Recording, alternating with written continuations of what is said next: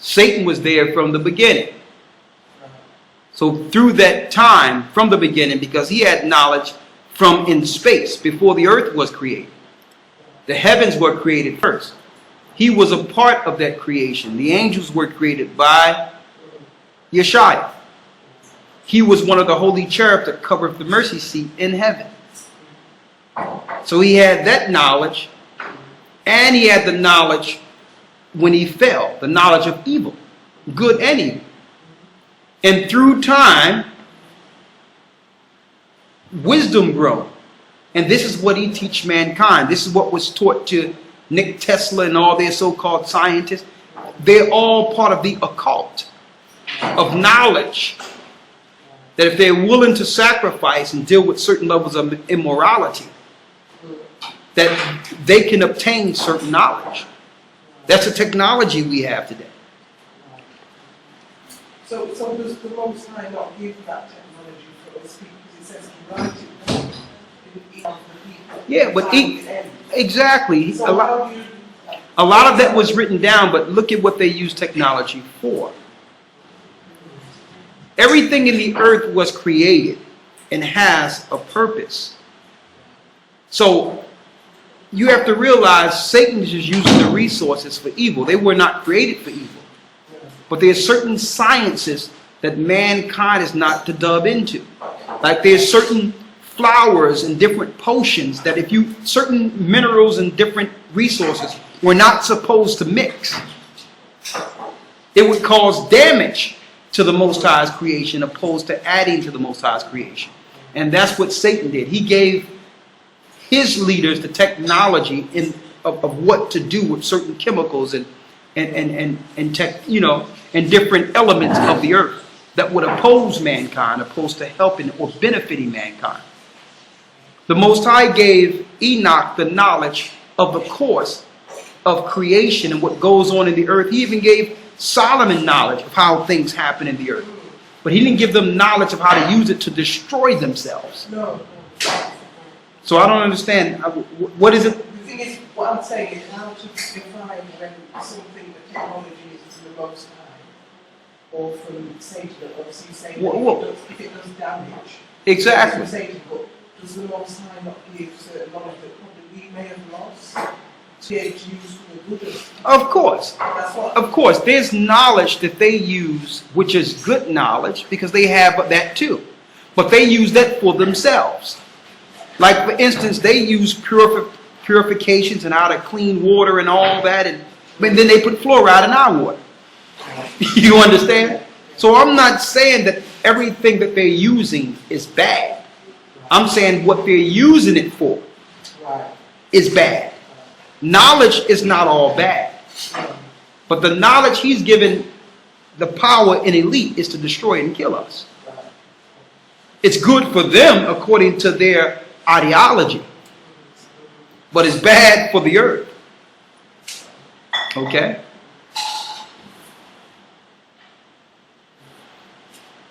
Okay, let me open this up for questions here.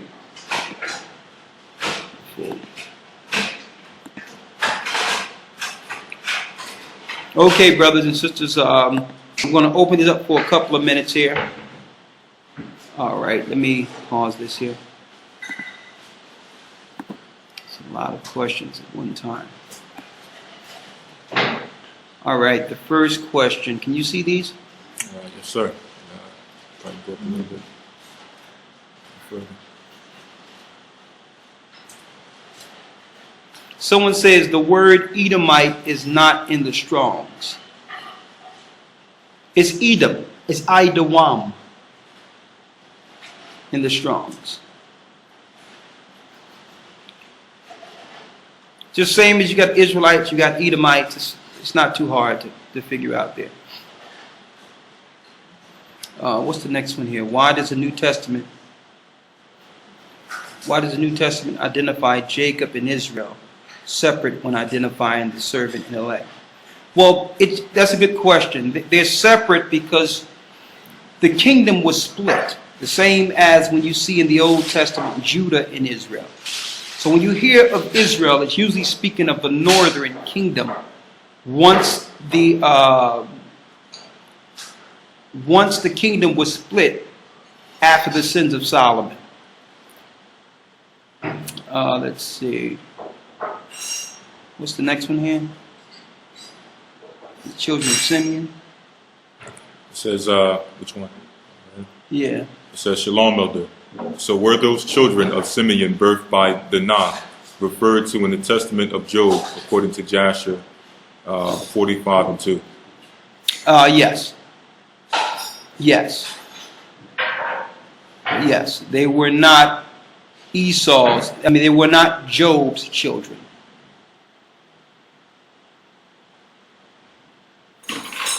All right.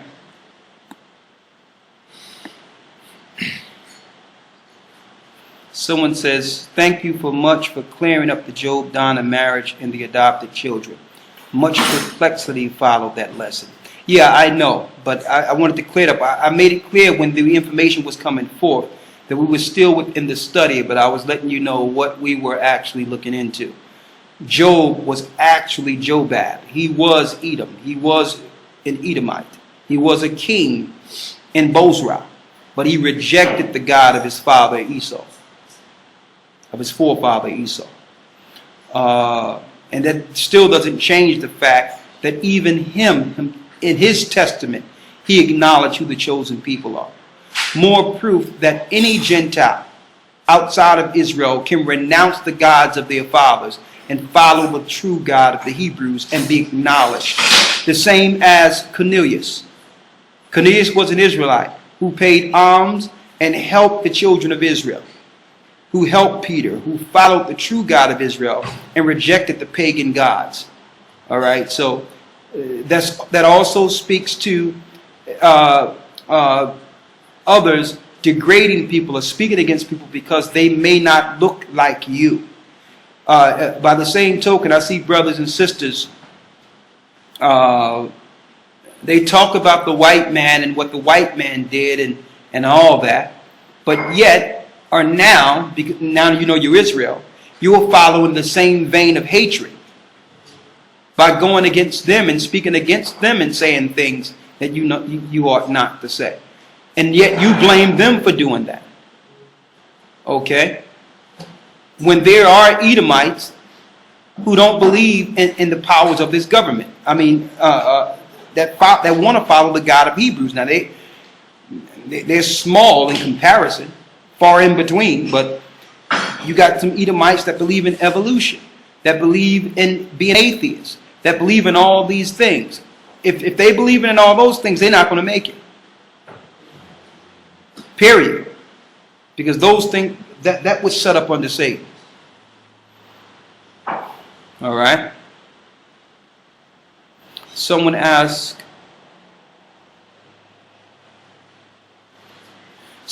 where did Cain's wife come from? Cain's wife came from other daughters of Adam.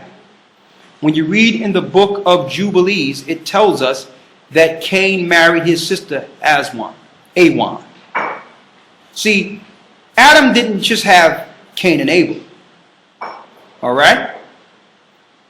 Cain and Abel were the two children that the story surrounded based on the struggle between what the curse said in Genesis 3. There will be a curse between the Satan seed and the woman seed. So the two children are promoted within the Bible, but the Bible is an overview. Genesis is an overview of all of Adam and Eve's children. They had daughters too. Let's prove that. Let's go to Genesis 5. Genesis chapter 5, verse 3. Read. And Adam lived 130 years. Adam lived 130 years. And begot a son in his own likeness. That's Seth. Go ahead. After his own image, and called his name Seth. And the days of Adam after he had begotten Seth were 800 years. Go ahead. And he begot sons and daughters. He begot what? He begot sons and daughters. He begot sons and daughters. Adam and Eve had many children, sons and daughters. Cain got with one of those daughters. So that kills that pre-Adam philosophy they got out there. There was Adamites and people living in the garden, and Adam is not the first man. It's all a lie. Genesis, the 2nd chapter, is the same man created in Genesis, the 1st chapter. Here's an example. When the Most High said in Genesis 1 about the animals to be fruitful and multiply, right? Those are the same animals Adam named in Genesis, the 2nd chapter. They don't change. They're the same animals. So the man that was created in Genesis 1 is the same man who named the animals in Genesis 1. Okay? Genesis just speaks of the overall creation. And now in Genesis 2 is going into the characters of the creation. It's going into the animals. It's going into the man that was created in Genesis 1. The interaction between man and the Most High, who created the heavens and earth. On and on. All right? What's the next one? The last one here. Did I hear about the internet shutting down on July 9th? No, I didn't hear about that. Expound, if you will. Internet shutting down July 9th. I don't know about that.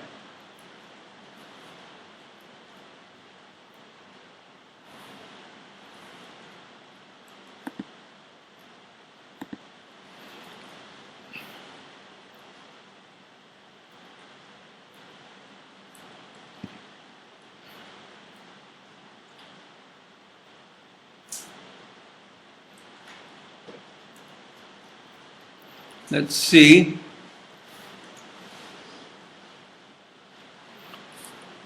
Go to Acts 20 and 7. I'll just go through these few questions.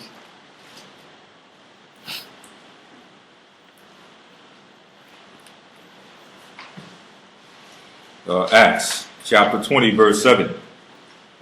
And upon the first day of the week, when the disciples came together to break bread, Paul preached unto them, ready to depart on the morrow, and continued his speech until midnight.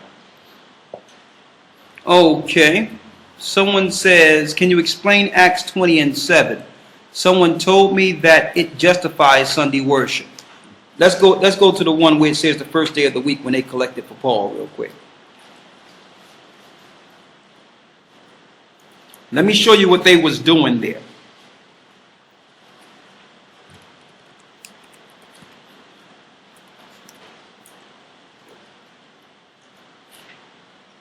Corinthians 16 and 1. I need you to go back to where you were again. Let's go to Acts 20 first. Give them the precept for that. Acts chapter 20, verse 7. Read. Upon the first day of the week, Upon the first day of the week, when the disciples came together to break bread. they came together to break bread. Now, if you want to break bread, you can break bread any day of the week. Read. Paul preached unto them, ready to depart on the morrow. So he preached unto them, ready to depart on tomorrow. Read. And continued his speech until midnight. And continued his speech until midnight. Okay, this never says that this is the new Sabbath day. That scripture didn't say that. Let's see what goes on according to Paul. Corinthians 16 and 1, the link of that first day. 1 Corinthians chapter 16, verse 1. Read. Now concerning the collection for the saints. Now concerning the collection for the saints. As I have given order to the churches of Galatia, even so do ye. Upon the first day of the week, let every one of you lay by him in store. And the Most High hath prospered him, as the Most High hath prospered him, that there be no gatherings when I come. That there be no what? No gatherings when I come. So the first day of the week was to come together to bring your finances. So that when he come, there will be no financial issues. Now you couldn't work on the Sabbath. These were Hebrews. You couldn't do no collecting and all that on the Sabbath. As far as under an an organization system. That wasn't so. So this is what was going on in Corinthians 16 and 1. The Sabbath day is when Paul and them was dealing. And on the first day of the week, they would get their monies together and collect and do the institutional things for the church.